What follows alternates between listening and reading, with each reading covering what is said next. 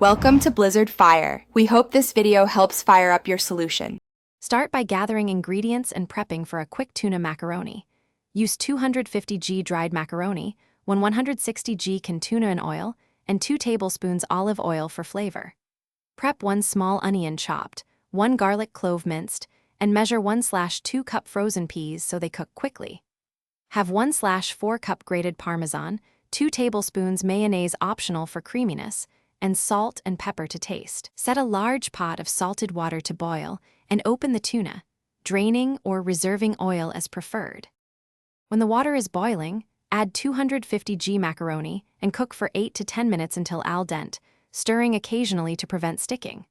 While pasta cooks, heat 2 tablespoons olive oil in a skillet and sauté the chopped onion and minced garlic for about 3 minutes until translucent. Add the 1/2 cup frozen peas in the last 2 minutes to thaw through.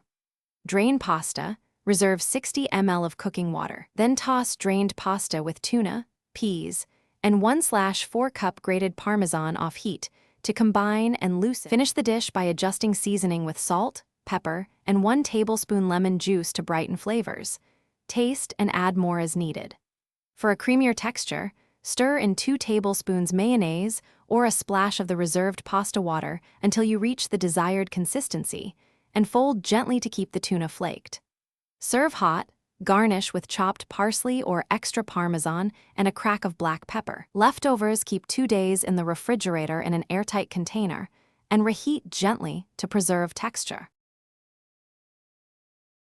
Thanks for watching. If you found this helpful, don't forget to like and subscribe.